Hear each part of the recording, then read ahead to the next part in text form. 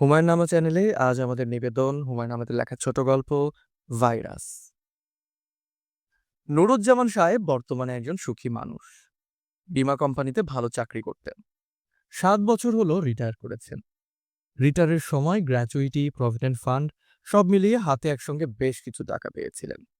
সেই টাকা ব্যাংকে জমা আছে। ইন্টারেস্ট যা পান তাতেই তার মোটামুটি চলে যায়। স্বাস্থ্য ভালো, রোগ ব্যাধি নেই। ডায়াবেটিস, ব্লাড প্রেশার, হার্টের সমস্যা এই জাতীয় বৃদ্ধ বয়সের রোগের কোনো কিছুই তাকে এখনো ধরেনি। দুটি মেয়ে ভালো বিয়ে দিয়েছেন। একজন বরের সঙ্গে অস্ট্রেলিয়ায় থাকে, অন্যজন সিঙ্গাপুরে। স্ত্রী গত হয়েছেন। নুরুজ্জামান সাহেব একা থাকেন। এই একটাই যা সমস্যা। তবে অনেকদিন থেকে একা আছেন বলে খানিকটা অভ্যস্ত হয়ে পড়েছেন। তার খারাপ লাগে না, বরং ভালোই লাগে। দিনের বেলাটা তিনি ঘুরে ঘুরেই কাটান। দুপুরে নিরিবিলি দেখে কোনো একটা হোটেলে খেয়ে নেন। ভিড়ভাট্টা তার একেবারেই সহ্য হয় না। রাতে কিছু খান না। কোনোদিন একটা কলা, কোনোদিন একটা আপেল খেয়ে শুয়ে পড়েন। এক ঘুমে রাত কাবার করে দেন। আশ্বিন মাসের এক দুপুর, বেলা প্রায় 2টা। নুরুজ্জামান সাহেব লালবাগের কেল্লা দেখে একটা হোটেলে ভাত খেতে ঢুকেছেন। হোটেলের নাম দিল্লি রেস্টুরেন্ট। দিল্লি রেস্টুরেন্টের পাশেই আরেকটা হোটেল, হোটেল আমানিয়া। সেখানে রমরমা ভিড়। দিল্লি রেস্টুরেন্ট একেবারেই ফাঁকা। মনে হয় এই হোটেলের খাবার দাবার সুবিধার না। নুরুজ্জামান সাহেবের কাছে ব্যাপারটা প্রধান না, নিরিবিলিটা প্রধান।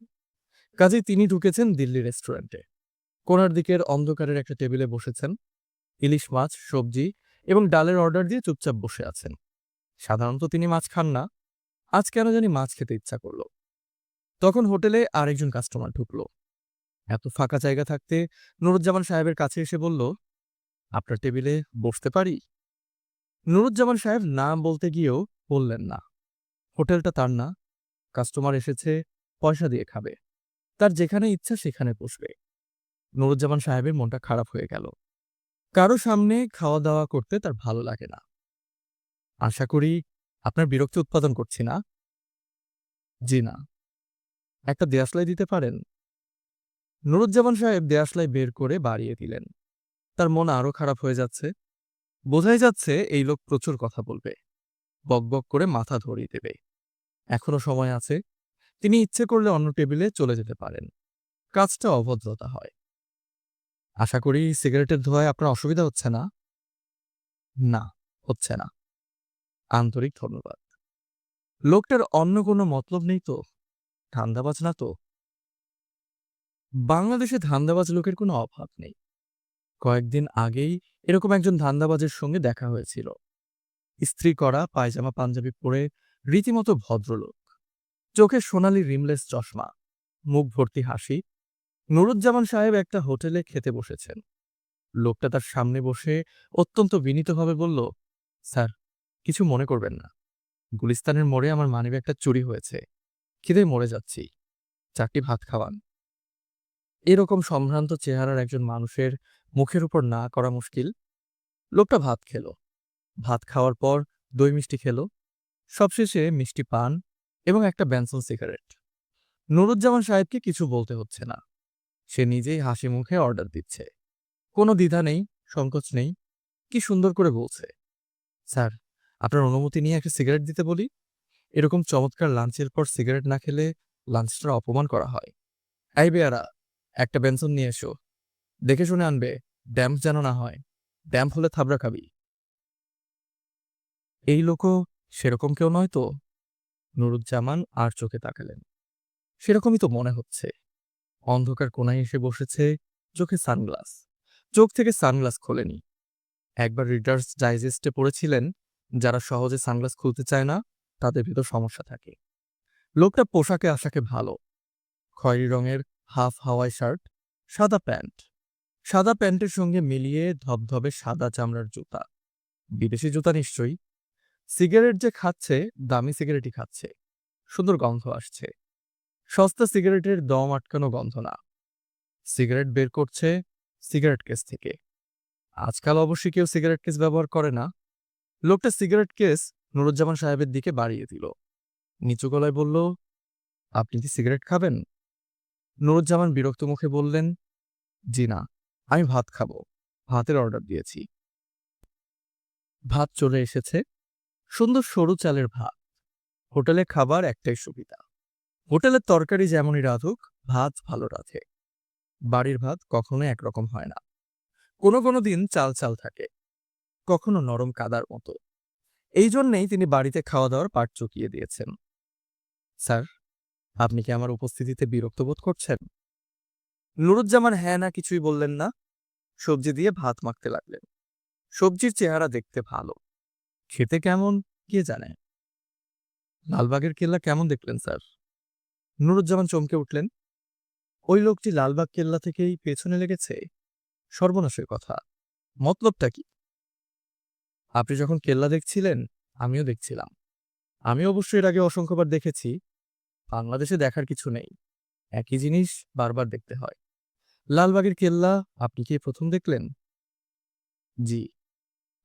পুরোনো আমলের জিনিস দেখতে যদি আপনার ভালো লাগে, তাহলে সম্রাট শাহজাহানের আমলের একটা গেট আছে, দেখে আসতে পারেন। ইউনিভার্সিটি এলাকায় যাবেন, টিএসসি এবং বাংলা একাডেমির সামনে দিয়ে যে বড় রাস্তাটা গেছে নজরুল সরণি, ওই রাস্তার মাথায় গেটের অংশবিশেষ আছে। জায়গাটা চিনেছেন? চার নেতার কবরের পাশে। নুরুজ্জামান হ্যাঁ না কিছুই বললেন না, মাথা নিচু করে খেয়ে যাচ্ছেন। এরা রান্না ভালো করে, সবজিটা ভালো রেঁধেছে, তারপরেও কাস্টমার কেন পাচ্ছে না?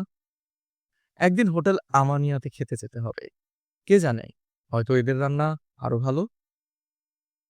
আর স্যার, প্রায় ৩০০ বছরের পুরনো একটা গির্জা আছে, আর্মেনিয়ান গির্জা। গির্জা ফির্জা আমি দেখি না। স্যার, মনে হচ্ছে আমার প্রতিটি কথায় আপনি বিরক্ত হচ্ছেন। আমার পরিচয় পেলে অবশ্যই আর বিরক্ত হবেন না। আমি একজন ভ্যাম্পায়ার। খাওয়া বন্ধ রেখে নুরুজ্জামান মুখ তুলে বিস্মিত হয়ে বললেন, আপনি কি? ভ্যাম্পায়ার? ভ্যাম্পায়ার চেনেন না? ওই যে কাউন্ট ড্রাকুলা, ট্রান্সিলভানিয়ার বিখ্যাত কাউন্টের গল্প পড়েননি? নুরুজ্জামান আবার খেতে শুরু করলেন। মনে মনে বললেন, বেটা বদমাস, ভ্যাম্পায়ার সেজেছে। আপনার মুখের ভঙ্গি দেখে মনে হচ্ছে আপনি বিশ্বাস করতে পারছেন না। না পারারই কথা।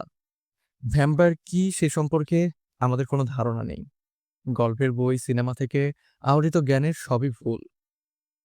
তাই বুঝি? জি, তাই। লোকজ বিশ্বাস হচ্ছে ভ্যাম্পায়ার রাতে মানুষের রক্ত খেয়ে বেড়াবে, দিনে কফিনের ভেতর শুয়ে থাকবে। কারণ রোদ গায়ে লাগা মানে তাদের মৃত্যু। আমাকে দেখুন, দিনে ঘুরে বেড়াচ্ছি। তাই তো দেখছি। শুধু চোখগুলি প্রোটেক্ট করতে হয়, চোখে রোদ লাগানো যায় না। এই জন্যই সানগ্লাস। ঠিক ধরেছেন। মানুষের রক্ত আপনি কখন খান, দিনে না রাতে? মানুষের রক্ত খান তো? জি, খাই। বাধ্য হয়ে খেতে হয়। ভ্যাম্পায়ারদের জন্যে কিছু এসেনশিয়াল ভিটামিন মানুষের রক্ত ছাড়া পাওয়া যায় না। ও আচ্ছা। স্যার, আপনি কি ভয় পাচ্ছেন? না। আপনি আমার ঘাড়ে দাঁত বসিয়ে রক্ত খেয়ে ফেলবেন, এটা বিশ্বাস হচ্ছে না। সেভাবে রক্ত খাই না, ব্লাড ব্যাংক থেকে কিনে নিয়ে আসি। একটা প্যাকেটে ১ সপ্তাহ ২ সপ্তাহ চলে যায়। ব্লাড ব্যাংকগুলি থাকায় সুবিধা হয়েছে, পছন্দসই রক্ত কিনতে পারছি। সব রকম রক্ত আবার স্যুট করে না। আমার পছন্দের রক্ত হলো বি নেগেটিভ। শুনে ভালো লাগলো। আপনার রক্তের গ্রুপ কি স্যার? জানি না রক্তের গ্রুপ কি, পরীক্ষা করায়নি। পরীক্ষা করিয়ে রাখা ভালো। শহরে মানুষ যে হারে বাড়ছে, অ্যাক্সিডেন্ট তো হামেশাই হচ্ছে।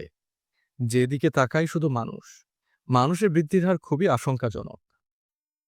ভ্যাম্পায়ারের সংখ্যা বাড়ছে না, মানুষের তুলনায় কম। আগে আমরা মানুষের ঘাড়ে কামড় দিয়ে রক্ত খেতাম, তখন ভ্যাম্পায়ার বেশি ছিল। এখন ব্লাড ব্যাংক থেকে আমরা রক্ত খাচ্ছি, কাজেই ভ্যাম্পায়ারের সংখ্যা বাড়ছে না। ব্যাপারটা বুঝিয়ে দিচ্ছি। কিছু মনে করবেন না, আমি ব্যাপারটা বোঝার কোনো আগ্রহ বোধ করছি না। শোনার পর আগ্রহ বোধ করবেন। ভাত খেতে খেতে শুনুন, শুনতে তো ক্ষতি নেই।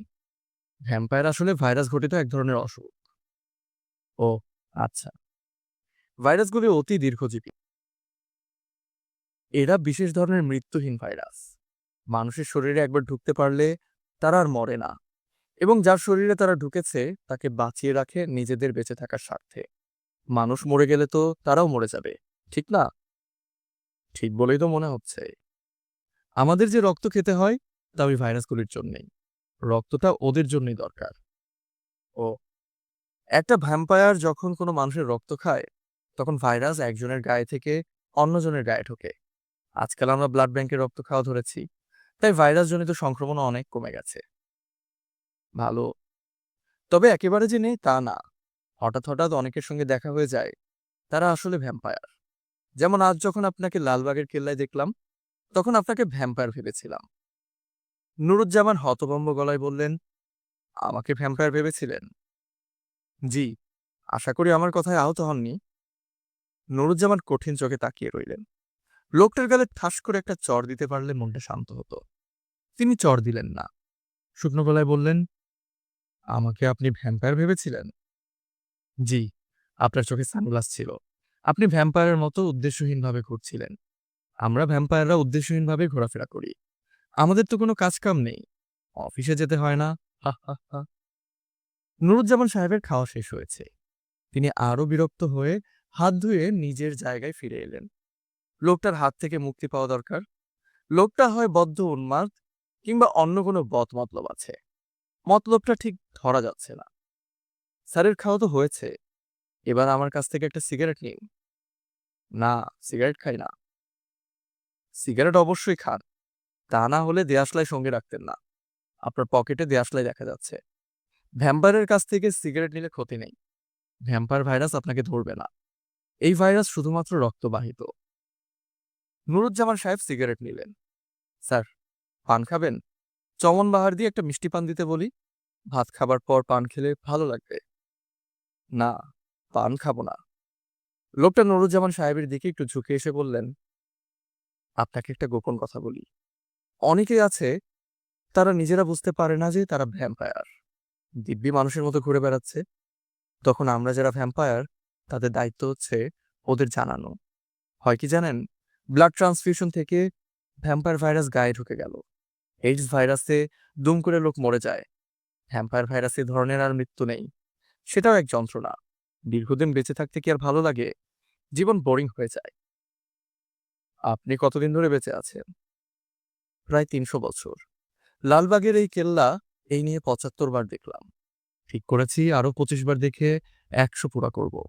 তারপর আর দেখব না। ভ্যাম্পায়ারের লক্ষণ কি?